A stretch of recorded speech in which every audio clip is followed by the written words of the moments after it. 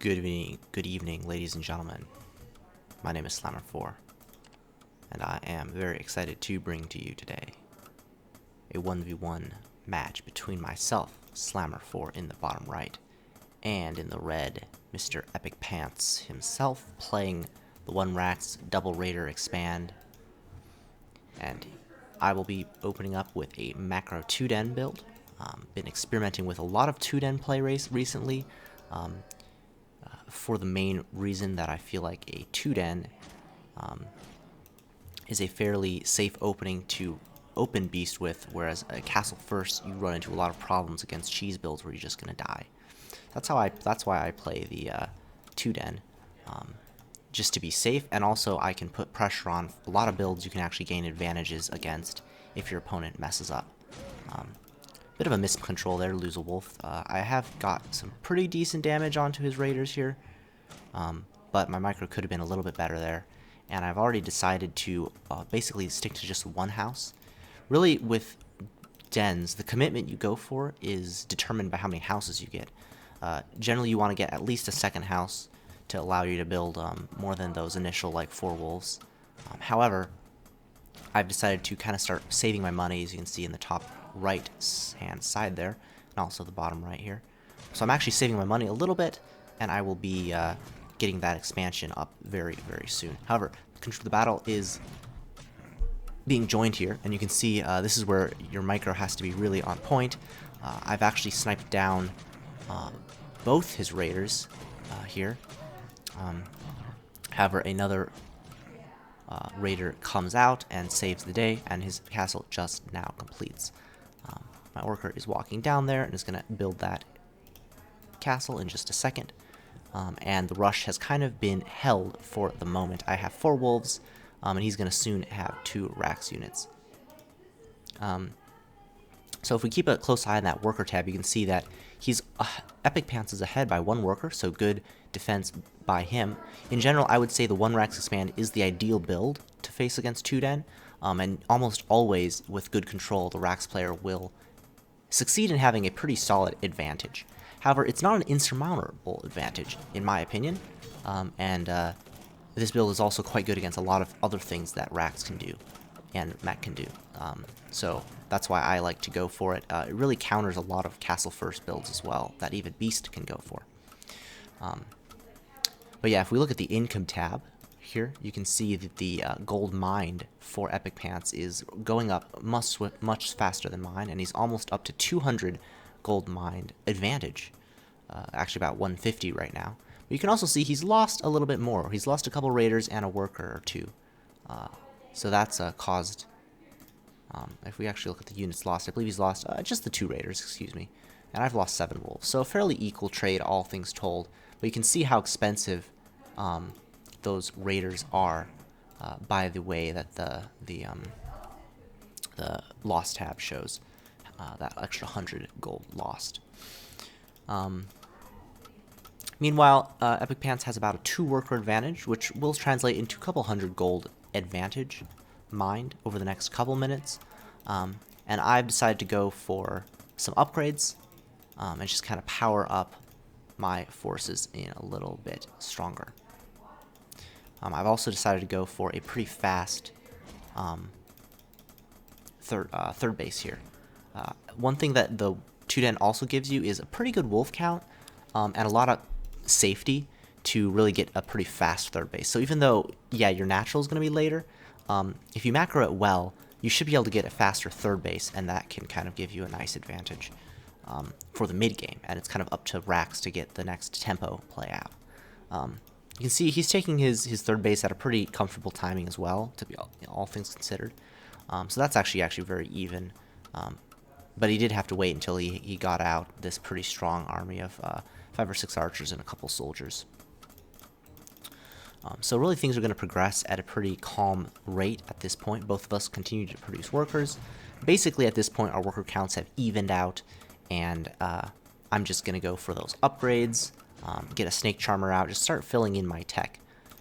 So one of the things you're going to see me do in this game is I try to lean heavily on my upgrades. You can see I got the animal testing lab before 3rd, and I'm just really trying to prioritize that upgrade advantage. He's only now getting his forge, and that timing is a little bit later than mine, so I should have about a +1 upgrade advantage, as long as he doesn't add a second forge on, and as long as I keep producing from that structure. The other thing to note is I was trying to harass a little bit with wolves, and while I didn't get a lot of damage done, I did delay his mining for a brief amount of time. And you can see that his gold advantage is still roughly 200. I think he's opened it up to about 250, but not really anything significant as far as the gold loss. Looks like I may have picked off one worker. No, I just picked off another raider, excuse me. And really just a very equal game. Nice play by him. I was a little bit distracted and lost a wolf there for free and took some really unnecessary damage. And this is a pretty dangerous push out. I'm really kind of in a transitionary period trying to get some snakes out. And this push is actually pretty scary for me, as you can see by the supplies that I'm actually behind in supply, and considering that each Rax unit is worth about 2 wolves or 2 snakes, really this army is quite a bit stronger than my army. So I'm going to get that tower up and really just try to bunker down. I'm even pulling some workers for the fight, and just buying time because eventually my snake production should start overpowering him. Unfortunately, I find myself a pretty gnarly supply block at 70. Which is a pretty large mistake by me there, but fortunately I'm able to, fortunately for me, I feel like EpicPants doesn't really press his advantage. He, I think, was scared by those +1 snakes. He was going to have to fight down an upgrade. In fact, if he had waited just a little bit, he would have to fight down 2 upgrades. So because of that, he backs away. He does, however, get that 4th base up with the map control he's achieved with this push. He's also going to continue to build workers. He's up to 35, get +1, add on the church. So just really some textbook Rax play from EpicPants here. You know, utilizing his force. I think this push out in a lot of games could be sketchy. Because it's a 2-den game, I think it's a good move out. Because 2-den really, as long as you scout a 3rd being up, 2-den really shouldn't have enough units to kill this kind of force, and you should probably be able to put pressure on. However, I've kind of got this +2 upgrade advantage, and basically what I'm trying to do is hit a timing with +2 and Snake Wolf when he's not ready for it. Unfortunately, he does get that +1 armor pretty early here, so really my +2 upgrade advantage doesn't last for very long. However, I'm trying to just segment his army off. I'm running away from this large chunk of forces, and I'm trying to chase down the squishy archers with my wolf snake on the top side. And then once this army gets runs away, I'm going to now counterattack and hit his 4th base. A couple soldiers get kind of segmented off and aren't doing anything useful. Meanwhile, this force is trading pretty solidly in the middle. I pick up quite a few archers and soldiers here. I also force his workers back. However, looks like his army is big enough to really clean me up here. I'm forced to pull back a little bit from this engagement. Picking off some units in the middle is pretty good, and in general, I would say this was probably a fairly cost-efficient trade for me. You can see by the supplies that EpicPants is really stuck at a pretty low level there, 89, 90 supply.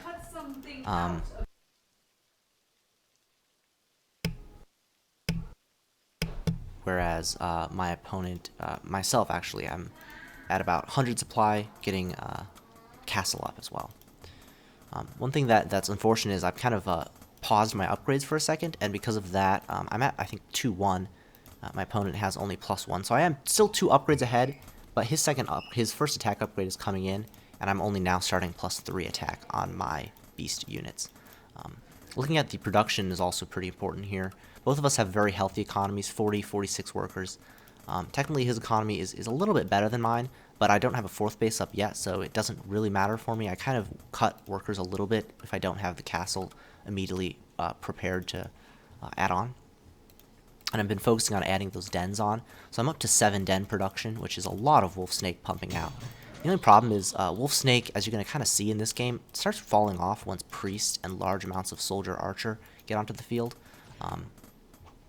I'm trying to play a counterattack style, but he's really done a good job at EpicPants here of bunkering up and causing a lot of problems for my units.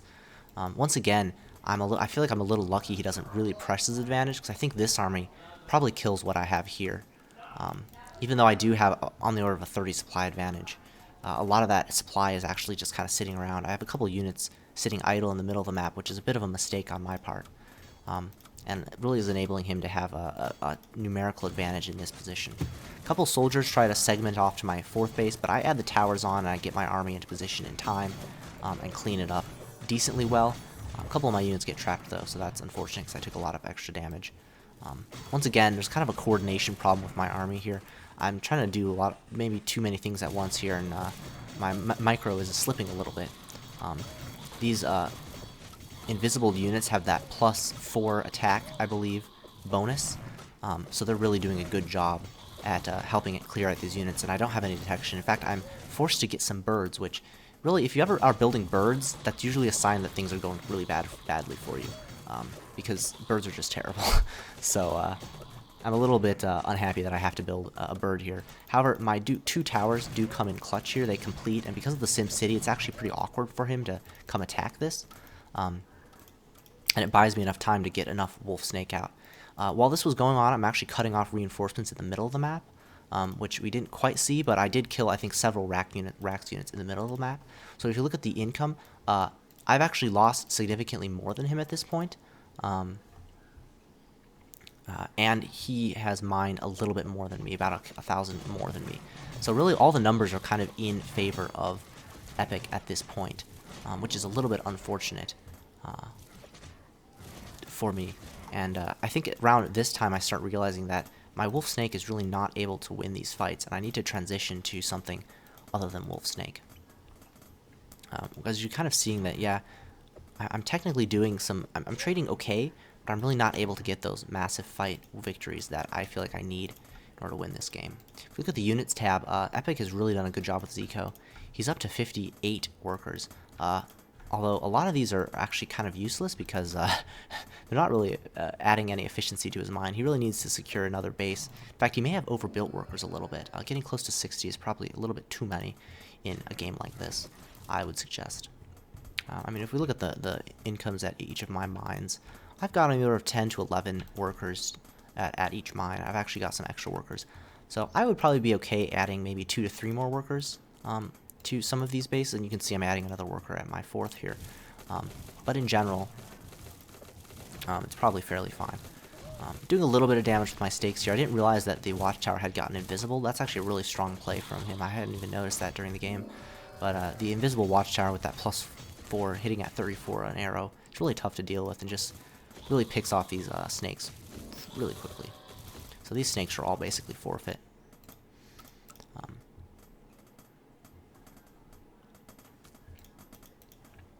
At this point, I do start getting my upgrades again. I get my +4 attack and my +2 armor in play.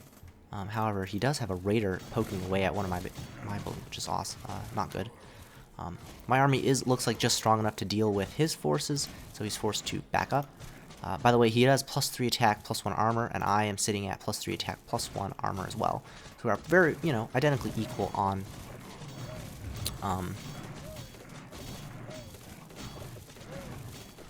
so another really clutch play, he invisibles this tower, and I'm having trouble with the bird actually getting it in range. I would honestly say birds are horrible. They feel like their detection range is also really, really small, and their health is so low. So this bird is a disaster, honestly. But I guess it gives me basically a stopgap measure of detection. And I also get a bird and some units over here to deal with that raider that was harassing me. And you'll notice I actually canceled the attack upgrade and get armor instead. I'm not really sure what my rationale behind that was. I actually believe that I thought I had canceled armor, so I just restarted armor, not realizing armor was on this building. However, I am adding on my werewolf dens at this point. It was kind of after this fight that I realized there was no way for Wolf Snake to really deal with that force. So that makes me build the add on the werewolf dens.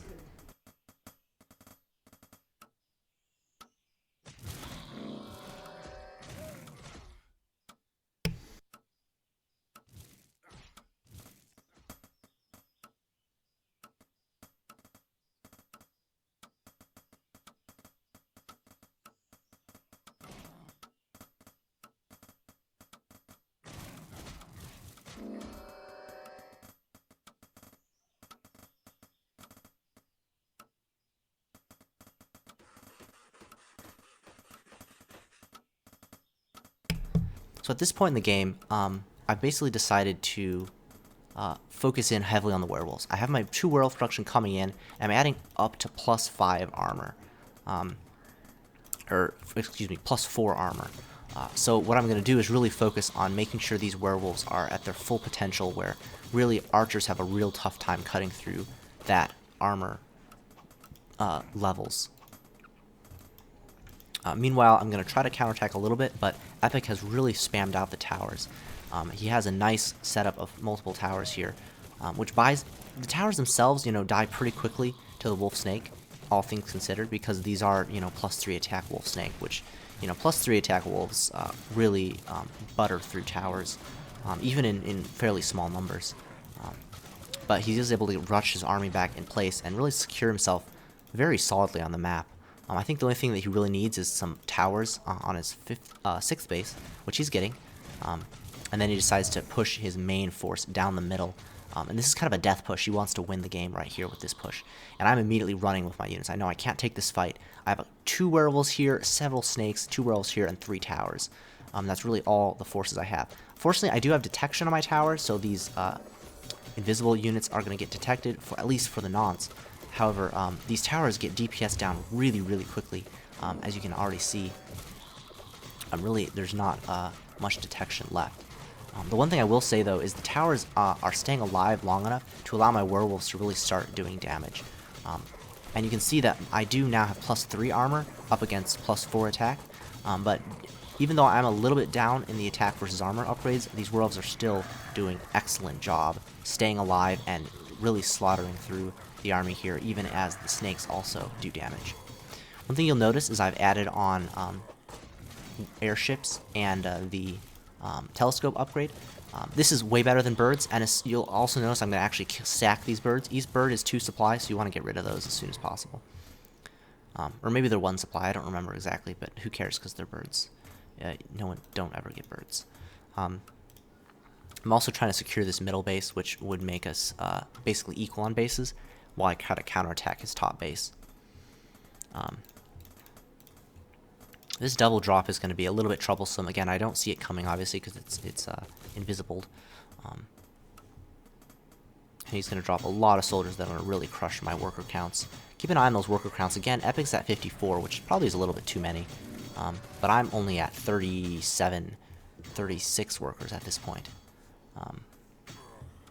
Which is less than ideal.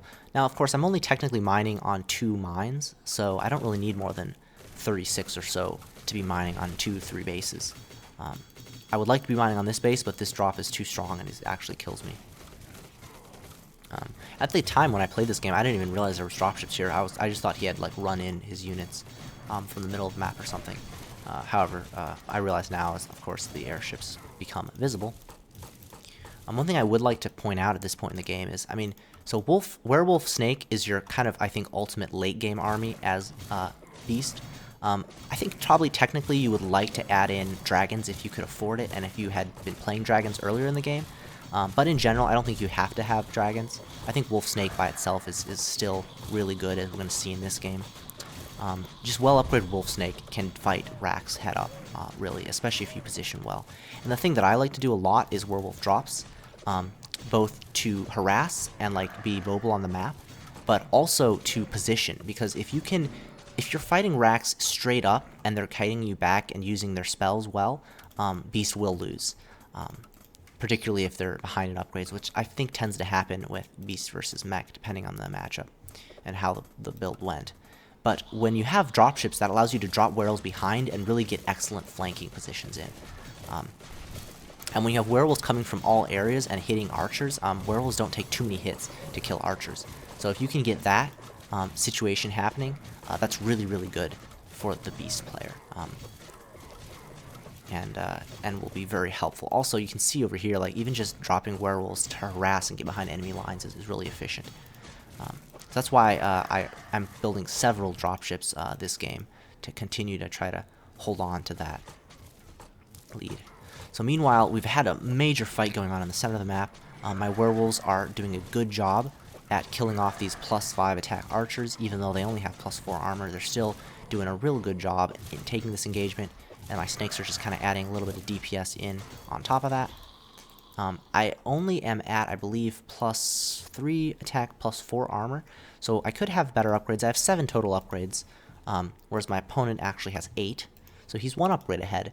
And I really would love to get that +5 armor coming at some point, but at this point I think I'm really trying to prioritize producing werewolves, which are quite pricey units. They cost $225 each. So I really need to prioritize producing werewolves, because as soon as I lose werewolves, the game is over. Like, I just die. I have to have a constant supply of werewolves to keep me alive. But I do get that +5 armor coming in my main base. So at this point in the game, it's really interesting because we're equal on mines, right? We both have the same number of mines. Technically, I haven't fully really saturated my middle base, and he hasn't really saturated his top right because I've killed it a couple times. But I would say in gold counts, like, we're very, very, very close. If we look at income for a second, as a big fight comes on in the middle of the map, I'm trying to use my tower as best as I can to keep myself alive here, and I'm just zoning out with my werewolf snake. You know, soldiers really have a hard time with the backline of snakes because the snake DPS is so good that with the werewolves in front and the snakes right behind them, it's really hard, I think, for large amounts of soldiers to do work. I think you really have to start transitioning into archer, mage, priest at this stage in the game, because the soldiers just have a hard time with this amount of snakes, I think, in the backline. And even though I don't have a ton of snakes, they add just so much DPS, they chunk those soldiers down really, really fast. Particularly since EpicPants can't really afford too many armor upgrades. He's already at +5 base armor, +2 base armor, plus the +3. But he just doesn't really, he can't really afford to get 5/5, I don't think, in this situation. I think he needs army more. So he's not really ever going to get that crazy good armor on his soldiers, I don't think. Although I am going for that +4, so I'm going to have 2 upgrades on the way, but there's no upgrades for EpicPants. So my forces time is actually a little bit on my side in this game, because my troops are actually getting a little bit better over time with those upgrades coming in, and his aren't. If we look at the loss tab, he's actually lost a little bit more. Actually, our loss tab is really close. Yeah, he's lost a little bit more, but in general, it's only 400 gold. It's very close. And the total mine is also very close. He's actually mined about 600 more, because his mines have been, especially this middle mine, have been up for a lot longer. However, werewolf is one of the most cost-efficient units in the game. You're going to see these werewolves just do so much good work here, just killing a lot of Rax units, and the snake's kind of adding that DPS in behind. Is doing really good work. And he actually is forced to run away. I have 4 werewolves and a good load of snake wolf left, and I also have some drop ships. And this is where, as you can see by the supply, he's actually still behind quite a bit in supply, and a lot of that ends up being workers. He's still at 41 workers, so he's still way ahead in workers compared to me. And he's trying to add on these mages, right? And getting some decent fireballs off, killing some snakes with those fireballs. But he can't really afford to lose these mages. And now that my army has gotten on top of him, that's a really big problem for him. And unfortunately, he could have picked off a couple of mages there, I think. But instead he opts to pick up the workers, which I'm not sure he even really needs those workers, if we're being honest. He only is mining from 2 mines, so he only needs about 12 or 24 workers, really. He's going to make a last-ditch effort towards the middle base, but I still have 2 towers, which makes my base fairly secure, and I'm adding on some snakes and werewolves to come in from the top side. I'm utilizing my dropships to kind of flank as much as I can, pick up werewolves and flank and drop and stuff like that. Meanwhile, I'm just frantically pumping wolf, snake, werewolf out of my production facilities. And then just keeping the battle as spread out as possible. A spread out battle is really good for Beast in this situation, because you can just A-move your werewolves across the map, and technically they can be kited, but the more spread out the battle, the harder it is for the Rax player. And then once you can get like surround on these archers, then it's all over but the crying for our Rax player. I was able to consistently counter this top right base and really get the better composition, where I have now +4, soon to be 4/5 werewolves. And once the +5 armor goes, my werewolves are going to be really, really tough for his archers to deal with. So there it is. My armor upgrade completes, and these are +5 armor werewolves. They got 9 base armor. So if you think of it, the archers are sitting here dealing 17 damage, but 9 of that gets taken down. So these archers are only doing 8 damage to a 440 health werewolf. I mean, it's just not enough. And EpicPants is forced to GG out, as these werewolves are just unstoppable at this stage of the game. So yeah, I thought that was a really intense, high-level Beast versus Rax to showcase for you guys. I thought EpicPants played a really good game. I was impressed by his level of play in that game. I think in general, though, he just wasn't able to get the tempo he needed and get that critical mass of Rax to really kill me. And then once I was able to get good werewolf tech out, that was kind of like the nail in the coffin for the Rax player there. But yeah, overall, I thought it was a really good game. I think EpicPants really showcased that he's still in the top echelon of players, pushing me to my limit there. Particularly when these Rax pushers were coming, I was concerned that I had lost the game at several points. But in the end, once the werewolves got out, I was able to survive. So I hope you guys enjoyed that video. If you did, please consider liking and subscribing. And I will catch you all next time.